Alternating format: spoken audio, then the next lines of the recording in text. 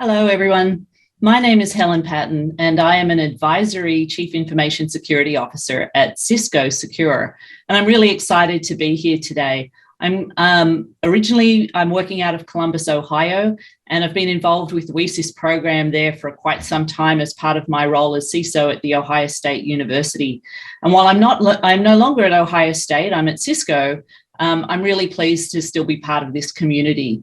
And I was asked to come talk today a little bit about what my journey is. And as I was thinking about what that might mean, I realized that my journey isn't yours. And so I want to talk a little bit today about what it means to talk to somebody about their role, and really talk about what I think it is you're really asking when you ask, what is your journey? So let's just jump right into it, and it'll all make sense when I get there. Often people will ask me to come for coffee, and the first thing they start with is, how did you get to be a CISO? Even though it's an advisory CISO now, I was actually a CISO for about 8 years. And so for a long time, people are like, I think that's what I want to be. How did you get there? And that's a really great question, but I actually don't think that's what they were really wanting to know. You can look me up on LinkedIn. You can see my history there. I've got a website. You can see my history there. It's all great. But really, I think what people are asking is, when they ask somebody else, tell me your story, I think they're saying, tell me something about your background where I can see myself reflected in it, that I might have some assurance that I have what it would take to get to this kind of role. And I think that question is much more meaningful. But I also think it's really hard for someone like me to share a story with you like that, because the environment that I was in as I went through my journey isn't the environment you're in anymore. So I'll give you an example. I began my security journey after the Y2K incident, 9/11, the Northeast power outage. And if I talk to people who are my age and I say those were those seminal events that I really made me sit up and realize the value of security, if I speak to someone my own age, they go, oh, yeah, I absolutely get that. It was huge for me. I know where I was on the day of 9/11, huge event. It immediately makes sense. But if I talk to someone who's in college today, they may not even have been born yet, which just blows my mind, by the way.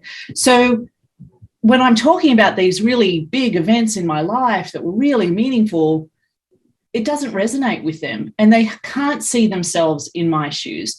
You know, when I started in tech, I was dealing with Windows 95 and Windows 3.1 and really bad networks and lots of floppy disks, and you don't have to deal with that today. Congratulations. So a lot of the challenges that I dealt with technically or professionally don't really exist anymore. So if that's the case, what do you do if you want to know how do you proceed in your degree or in your career, in your whatever effort it is you're going through right now? The truth is, there isn't a map for you to follow. So know that going in. You can talk to a lot of people, and I encourage you to talk to a lot of people, but their story isn't yours and your story isn't theirs either. So take what you can out of those stories, but feel free to discard a lot of them. Their way of doing things doesn't have to be yours, and in fact, probably won't be yours. The other thing to know is career roadmaps. We're always looking for the blueprint, right? I want to know what I should be doing next, and I want to know what I should be doing after that. But career paths aren't linear. And the things that make career paths non-linear are things that happen to you personally. So don't think about your career in terms of this direct line from where you are to where you want to be. Some of us are privileged and fortunate enough that we can have that kind of career if we want it. But for most of us, that's not how that works. Well, there are periods where you have a lot of growth all at once, especially usually in the beginning of your career. There's a lot of change and churn, and people don't expect you to be in jobs for very long. But there are also long periods of a career where you're doing the same role for a long time. I was 8 years as the CISO at Ohio State. That's the same role for 8 years. It blows my mind even that that's what happened. But I had these periods of high growth in the beginning, but then I had these constant levels. And somewhere along my career, I also had to decide, you know what, right now, I'm not going to put energy towards my career. I have other things going on in my life, and I'm going to step back a little bit from my career. So you have peaks and valleys and things where it's sped up and things where it's slowed down. And the things that made me peak, valley, speed up or slow down aren't going to happen at the same time for you and aren't going to happen in the same way. So think of your career in terms of a shape, not a direction. Do you want it to be all over the place, backwards and forwards? Do you want it to be pretty constant? Do you want it to go and do lots of different things that aren't related to one another, not so much a line, but a lot of dots? Think about what makes you feel comfortable in the way you're managing your career, and be ready for a little bit of change, because change is going to happen. So one of the things that you can do is to think about the things that have happened in your life that have been really meaningful.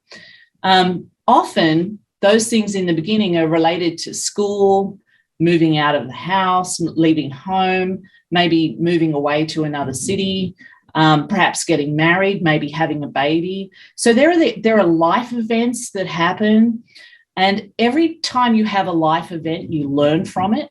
So take some time out, go sit in a park somewhere and think about those events and think about what they did to the way you think. How did you respond to those events? Some people, when a big event happens like that, they get really super excited about it. They really like the change of it. They get excited about what's to come. And some people get a little bit anxious. They're not sure what's going to come next. It makes them a little nervous. They're not in a hurry for that change to occur. Look at those events that happen in your life and think about, what things give you energy and what things don't, because that can tell you what kind of role you might want to take, what kind of person you might want to be. But then also think about those external events. And they can be things like, a pandemic. They could be an industry event like the SolarWinds hack that's happened recently. Think about what's happening in society with those things, what's changing, and think about what it means for you. A lot of people with COVID have realized that they don't want to work in the office anymore. They want to be at home all the time. Well, that's good to know. Take that and think about what that means for your next role. Are you willing to work for a company that may not be located in the same city where you are anymore? Are you willing to work for a company where maybe you've got an overseas influence, even if you don't live there? These kinds of things can be really useful for you. So take a look, take time regularly. One of the things that I do is I schedule at least a day a quarter. If I can, I do it every month, but at least a day every quarter where I get away from the office, I get away from my home office now, and I go somewhere and I reflect and I think about what's happened in the last quarter, what I hope will happen in the next quarter. And I think about it in terms of my immediate job. I think about it in terms of my company. I think about it in terms of my community and society. And I try and think about where I'm going to fit in the next quarter, in the next year. And giving myself an opportunity to do that reflection makes me much more ready for whatever might come next, because I'm much more clear in terms of why I do things, what makes me feel good, what motivates me, where I might find value next.